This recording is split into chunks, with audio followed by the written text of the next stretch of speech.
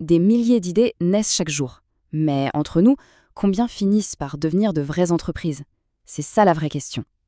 Aujourd'hui, on va plonger dans ce parcours, ce voyage fascinant qui mène de la petite étincelle au lancement d'un projet bien réel. C'est tout un périple et on va le décortiquer ensemble, étape par étape. Alors, pour nous guider, on a une sorte de feuille de route en 5 points. D'abord, on va regarder la vue d'ensemble. Ensuite, on passera au moment clé. Comment une simple idée se transforme en une opportunité concrète. Après ça, on parlera de comment on élabore le plan. Puis, ce sera le moment du grand saut, le lancement. Et enfin, super important, on verra comment éviter les pièges les plus courants. Allez, c'est parti. Bon, on entre dans le vif du sujet. Avant toute chose, il faut poser les bases, n'est-ce pas? C'est quoi, au juste, l'entrepreneuriat? Joseph Schumpeter, un économiste, a utilisé une expression assez forte pour décrire ça, la destruction créatrice. L'idée, c'est que l'entrepreneuriat, ce n'est pas juste créer un nouveau gadget. Non, c'est beaucoup plus radical. Pensez-y, les smartphones qui ont balayé les téléphones à clapet, le streaming qui a complètement retourné l'industrie de la musique. C'est ça la destruction créatrice. C'est un processus qui vient tout bousculer pour faire avancer les choses. Et si on regarde la définition de plus près, il y a un mot qui ressort. Il est crucial, c'est l'action. Entreprendre, c'est avant tout faire. C'est se lancer, essayer, s'engager. C'est vraiment cette impulsion qui va transformer une simple vision en quelque chose de concret, de tangible, que ce soit de la richesse, des emplois ou une innovation qui change la donne. L'impact est tellement énorme que pour certains, l'entrepreneuriat est carrément la force la plus puissante de l'économie. On parle du moteur qui alimente le dynamisme, la croissance sur le long terme. Ouais, rien que ça. Ok, on avance à la deuxième grande étape. Et là, c'est un moment vraiment critique. Le moment où une simple idée doit faire ses preuves, montrer qu'elle a du potentiel. Parce que soyons clairs, avoir une bonne idée, c'est bien, mais ça ne suffit pas. Le vrai défi, c'est de la transformer en une véritable opportunité. Et la différence entre les deux est juste fondamentale. Une idée, ça peut rester quelque chose de très personnel, une étincelle dans son coin. Alors qu'une opportunité, eh bien c'est cette même idée, mais ancrée dans le réel. Ça veut dire qu'elle répond à un vrai besoin et, point crucial, qu'elle arrive au bon moment. Imaginez lancer un réseau social avant que l'Internet haut débit existe. L'idée était peut-être géniale, mais le timing, lui, était complètement à côté de la plaque. Alors, la question à 1 million. Comment on sait si une idée a ce fameux potentiel? Eh bien, on peut imaginer une sorte de checklist en 5 points. D'abord, est-ce que c'est nouveau? Ensuite, est-ce que c'est désirable? En gros, est-ce que ça résout un vrai problème pour quelqu'un? Troisième point, est-ce que c'est faisable? Est-ce qu'on peut vraiment le construire? Quatrièmement, est-ce que ça peut être profitable? Et enfin, est-ce que c'est viable? Est-ce que ça peut durer dans le temps? Bon, l'opportunité est validée, super. Maintenant, il faut construire les fondations. Et pour ça, il y a 2 outils essentiels, le business model et le business plan. Surtout, ne voyons pas ça comme de la paperasse ennuyeuse. Non, c'est bien plus que ça. C'est littéralement les plans de l'architecte. C'est ce qui va garantir que tout le projet tient la route et ne s'écroule pas au premier coup de vent. Le business model, ou modèle économique si on préfère, c'est tout simplement la logique de l'entreprise. Ça répond à la question « Comment cette boîte va gagner de l'argent ?» C'est la recette qui explique comment toutes les pièces du puzzle s'emboîtent pour créer de la valeur et évidemment pour que ça rapporte.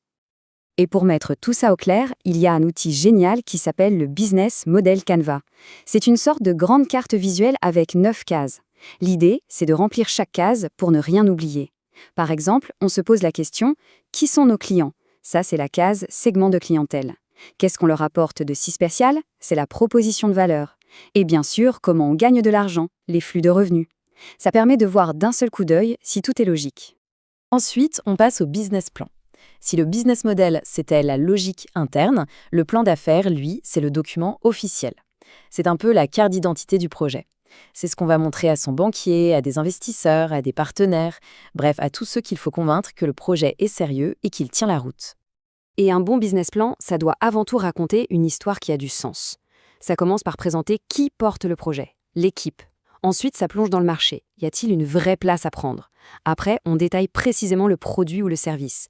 Puis, on explique la stratégie pour aller chercher les clients. Et tout ça se termine avec les chiffres, les projections financières qui viennent prouver que, oui, le projet peut être rentable. Ok, la paperasse est faite, les plans sont tirés. Et maintenant, c'est le grand moment. Le moment que tout entrepreneur attend avec un mélange d'excitation et d'appréhension. Le passage à l'acte. Le moment où l'idée quitte le papier pour entrer dans le monde réel. Concrètement, comment ça se passe? Eh bien, il y a quelques dernières étapes à franchir. D'abord, bien sûr, il faut trouver l'argent, sécuriser le financement. Ensuite, il y a toute la partie administrative, les formalités. Une fois que c'est fait, on peut faire les premiers gros achats, les locaux, le matériel et surtout recruter. Et là, enfin, on appuie sur le bouton on et on lance les opérations. Mais attention, il ne faut pas croire que le plus dur est fait. En réalité, le jour du lancement, ce n'est que le début d'une nouvelle aventure. Les premières années sont, hyper délicates. La jeune entreprise est fragile, très vulnérable. Le moindre coup de vent, le moindre imprévu peut tout faire vaciller. C'est là que la résilience, la capacité à tenir bon, devient la compétence numéro 1. Alors, comment on fait pour naviguer dans cette période de tempête? La meilleure stratégie, c'est de connaître la carte des dangers, de savoir où sont les récifs. C'est pourquoi on va maintenant regarder ensemble les pièges les plus courants, histoire de pouvoir les anticiper et, si possible, les éviter.